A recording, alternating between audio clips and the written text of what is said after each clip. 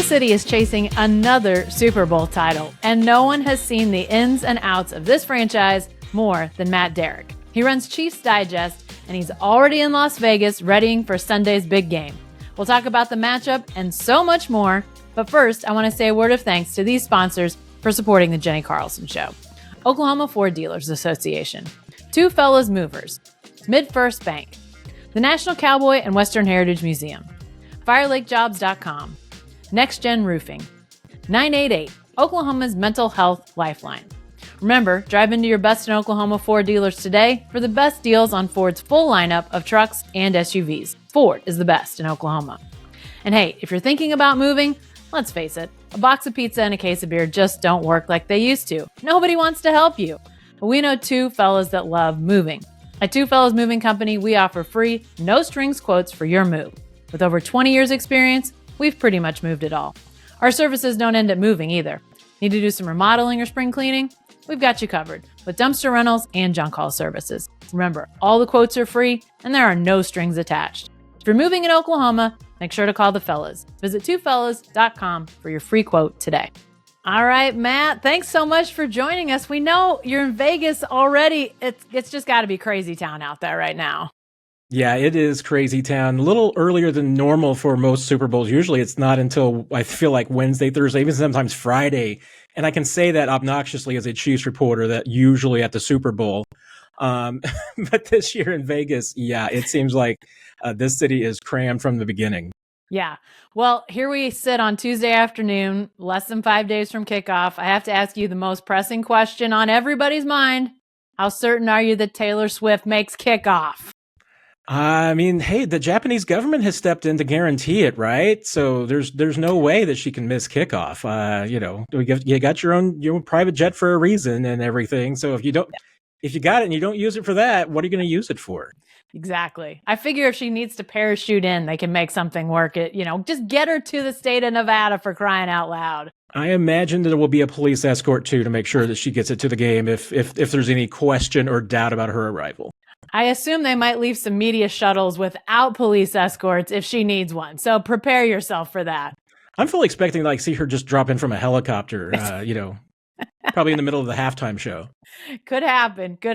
Well, you'll be there. You're already there. And obviously, first Super Bowl in Vegas. I'm kind of curious. Just give us a little idea of, what you're seeing. Because, Vegas obviously knows big events, but the Super Bowl is an animal unto its own. What are you sensing just in terms of how things are going in Vegas? Yeah, it has taken over Vegas in that sense, in that, once you even arrive at the airport, you see the signage, it's everywhere. Having not been in Vegas as a regular attendee, I can't speak to how much that is for most events, but it certainly seems like that's the only thing going on in town this week. Certainly you'll see a few hockey jerseys here and there because I think the Golden Knights are playing. But other than that, it's all NFL. You've got the gift shops everywhere, the pop-up stores. There's so many, especially in the area concentrated around where kind of the NFL headquarters and media center is for all the fan experiences.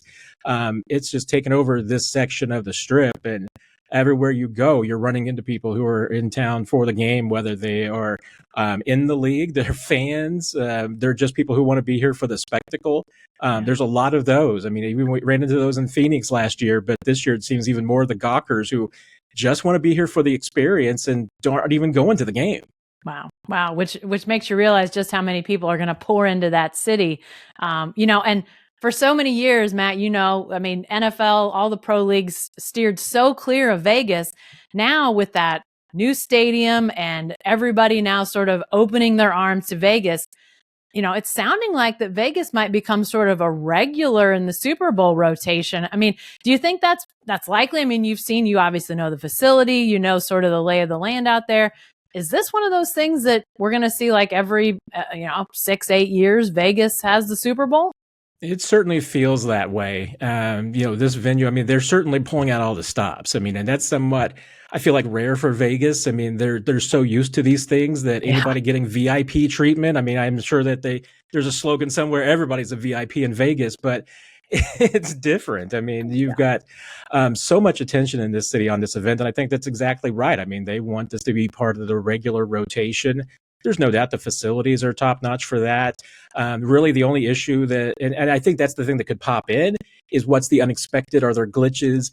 There has been a glitch this week with the 49ers not being very happy with the facilities over at UNLV where they're using this week in the field. So, could that's something that's fixable though. So, for the future. So I don't think that's going to keep the league from coming back here. But you're absolutely right. I mean, I was even talking with my motor coach driver this morning about the fact that Vegas went from 0 to every sport in a heartbeat. And, and they don't have an NBA team is the only one they don't have, but they have the NBA Summer League. So, and G League. So, yeah, I mean, they have a professional lacrosse team coming into town now. So it's everything in Vegas. Just give the NBA time. I think they want to be there too. So don't be surprised if we see an NBA team there. But let's talk about this Kansas City team, this team that you follow. You wrote a book on Patrick Mahomes, Matt. So we got to talk about QB1. What has impressed you about this guy this season in particular? Yeah, to me, and I know we say it, many people say it in a derogatory manner, but the way in which Patrick Mahomes has embraced being a game manager, and I don't say that as a derogatory term. I mean, I think he's been about the best executive game manager that you can see. But it has been his acceptance that the offense isn't going to win this thing, that, the offense is there for the ride. The defense is what's carrying this team. The offense just needs to do its job. It needs to make sure that they're playing mistake-free. They don't have to score 30 or 40 points a game. It's with the Chiefs defense, it's the first team to 25. And Patrick has accepted the fact that he doesn't have to run up and down the field. He doesn't have to push the ball 20 yards plus down the field on most of the game or looking for deep shots. He can just take what's being given to him, move the ball effectively, protect the football, and then just turn it over to the defense, because this is the most complete team that he's had so far in his NFL career. And to see him embrace that throughout the season, I mean, I think has been a notable change. Early in the year when the offense was struggling, a lot of it was because Mahomes was struggling throwing deep. They were having troubles with turnovers. They were having troubles with penalties. By just going back to the basics and focusing on what they do best and really letting this defense shine, it's turned their season around, especially here in the postseason. Did you sense when he was maybe more embracing the idea of game manager, because that does have such a negative connotation?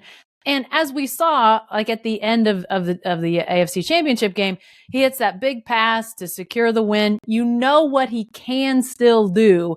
Was there a point when you sort of sensed him turning a corner and saying, okay, if we just take care of the ball, we just move it a little bit, if we just score 20 points, we're in good shape? Did he have a moment or a time when that really transitioned this season? Yeah, I think the epiphany for this team with a lot of things was that Christmas Day loss at home to the Raiders. There's no doubt. I mean, that was the gut punch that this team needed to really turn things around. And obviously, they've won 5 straight games since then. And, and outside the Week 18, they're playing against the Chargers with mostly backups. They haven't really been challenged in these games. I mean, they won fairly comfortably. And yes, I mean, you saw kind of the evolution of Mahomes. I feel like throughout the season, he was slowly embracing this kind of concept of being a game manager. But after the Raiders, I think you really saw him, realizing that, hey, you know what? The offense can be along for the ride. They don't have to be the ones that run up and down the field. It doesn't all have to be on him. And I think that certainly when you saw that stretch where they lost 4 of 6, you definitely saw Mahomes feeling as though and playing like, hey, if I don't get 14 points on every drive, we're not going to win this game. That's impossible, but that's the kind of pressure he was putting on himself. You could see it. Now that he's kind of embraced this, idea that, that they can play slower, that they can play more conservative and methodically, lean on the run game, lean on the short passing, and not have to worry about the deep shots. I think you've really seen a lot of pressure coming off his shoulders. Yeah. Obviously, Patrick Mahomes, front and center as the guy in the spotlight, but Travis Kelce clearly has become another big face nationally. These two guys look like they have it all figured out on the field. Chemistry is obviously fantastic, but how does it look on the inside? When you look around and you feel like this team has got, like you say, they've got it really going right now. So I have to assume that the chemistry is pretty good. Does it start with those guys? How are they as a, seeming lockstep duo out there? Yeah, it really is remarkable because you take what I think you can arguably say right now are the two biggest faces and names in the NFL, and you put them in the same locker room. You could see how there could be problems, but there's two things about it. One is that you are kind of talking about two of the more down-to-earth people that you're ever going to meet. Patrick Mahomes, no doubt, is one of the most down-to-earth superstars that you're ever going to find. I mean, it just doesn't have the big ego that you normally associate with the superstar. He's self-deprecating. I mean, he really is popular in that locker room for so many reasons. And Kelce's kind of the same way. I mean, this stardom of the past year has really kind of snuck up on him. So I think that's been maybe the only thing that's been difficult for him to deal with personally. But this team and those two in particular do a really good job of shutting it out and keeping the distractions out of the locker room. If anything, I mean, Travis's personal life only comes up as like teasing and jokes, as far as just the attention that they're all getting. But nobody's really stressing about it. Nobody worries about, the fact that everybody gets asked Taylor Swift questions. There's no distractions that I can tell. I mean, certainly you can say at this point, it's hard to see any distractions. This team's on a 5-game winning streak when I think the intensity has been its biggest focus so far. Yeah. The being out front like Mahomes is, I think quarterbacks are used to that. Kelce, tight ends, they're not really used to being out there and being talked about. I mean, you could argue that in some people's eyes, Travis Kelce's more known now than Mahomes in some circles, definitely with the Swifties. So how has he dealt with that? Because it's one thing to be a quarterback, you sort of live in that world. It's another thing to be a tight end and suddenly find yourself, all over the place. He probably can't go anywhere now without, being bombarded. How has he managed to handle all of that? Yeah, and that's what I think I've probably been most impressed with how he has handled that because, he's always been recognizable in this town. I mean, in Kansas City rather, but not Vegas. But probably in Vegas, he's just as recognizable as he is in Kansas City. And you're right. I mean, the attention, the people surrounding his podium at these press conferences is larger than Patrick's or Andy Reid's. So there's definitely more attention on him. But I think there's two things. I mean, one is that, Travis is once again a fairly down to earth guy. I mean, he doesn't have that superstar ego. He hasn't really ever had that. But then two, I think that the way that he's kind of eased into this and what he's gone through with his family. I think his mom might have been the most famous Kelce at last year's Super Bowl. So he probably felt like he and Jason may have felt like they were taking a back seat to Donna. So I think there has been at least a little bit of an evolution and kind of his evolving as this, not just an NFL star, but as a global superstar.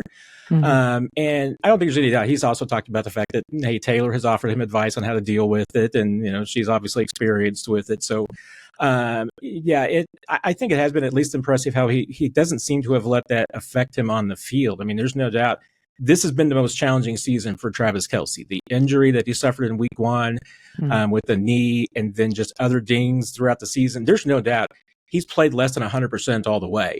But he certainly at this point, seems like he is feeling his best and most comfortable right now. And I think part of it is that he actually likes this environment. He likes the spotlight. He enjoys it. Well, he seems to be playing fantastically in these big games. He has been as good as anybody on the field almost.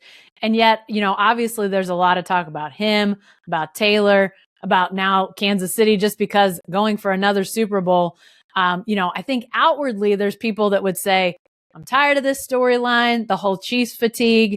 What's your sense of what that looks like on the inside? I know these guys are not tired of winning Super Bowls, but sort of that outward talk, is that doing anything for those guys inside that locker room? If anything, it's just, I think, motivating them. I mean, it helps that, in Kansas City, there's an affectionate nickname for Patrick Mahomes. It's Petty Mahomes, because he is so good at taking any slight and turning it into motivation, not just for himself, but for the entire team. And even though he doesn't always acknowledge it, like counting the 10 on his fingers when he's playing against the Chicago Bears and 4 and everything, and counting out the number of players who are listed above him in the NFL top 100. I mean, no, it's not just those little things. But this team has turned themselves into the underdog. And I don't really know how that happened, that the team that's gone to 4 of the last 5 Super Bowls and 6 straight AFC championships has been able to play the underdog card. But they're also claiming the world is against them. You know, last night at opening night, you had both 49ers and Raiders fans outnumbering Chiefs fans. So the Boo Birds were strong with that one. And so now not only have the Chiefs painting themselves as the underdog, they're painting themselves as the villain, and they love it. So they're embracing it. I mean, they're just saying, hey, if the world's against us and nobody's rooting for us and everybody thinks that we're going to lose and the 49ers are the darlings, great. We'll be the bad guy. We'll be the villain. They love it. Wow. Well, a guy that is hard to dislike is Andy Reid. Let's talk about the coach for a second, because, here's a guy that, I mean, I don't know when he starts to chisel out the face on the Mount Rushmore great coaches in the NFL all time, but lots of success. How do you feel like he stacks up when you start talking about all-time greats in the coaching profession? Yeah, I mean, if you look at numbers, I know there will still be those that, favor Bill Belichick, and you start looking at around other sports, there's other coaches with more championships. I mean, Andy Reid's not done, so he could conceivably obviously keep adding to that Hall of Fame resume. But I think that the one thing that completely stands out to people just about Andy Reid is just, the different elements of coaching that I think he really excels at. He obviously enjoys teaching. That's the one thing that he will tell you that he loves the most. It's just teaching, guys how to be better football players and teaching them how to run plays and execute. That's what he loves. I mean, he could do without the rest of the job if he could just go out there and teach players. I mean, that's the thing he likes the most. But he also excels at, the organization. There is no doubt that this team is, penalties notwithstanding as far as discipline goes, but one of the more disciplined organizations and teams that you're going to find. I mean, it's not that they sometimes don't step off the reservation. Sometimes, you do get Kadarius Toney saying things out of school. But, for the most part, this team knows exactly what they're going to do each week. It's a clockwork organization. He keeps them so that, that they know their schedules. Everything's a routine. There's nothing chaotic. There are no surprises in Andy Reid's world. And, when your head coach sets that tone and your head coach doesn't create any headlines or anything of that nature, he becomes a dad to a lot of these players. I mean, they have that kind of affection for him, and I think that's what differentiates him, for me, from a Bill Belichick, who always from the outside, seems so distant. Andy can seem kind of aloof at times from the outside, but on the inside, these players see him as a fatherly, jokester who, hey, gives them love when they deserve it and gives them tough love when they deserve it too. So we've talked about this great defense, this great quarterback, tight end, coach. What decides this game on Sunday, Matt? What are you looking at to be the difference maker one way or the other for the Chiefs? Yeah, I mean, at the bottom line is I think that, this offense has to continue to do what it's done, which is don't make any mistakes.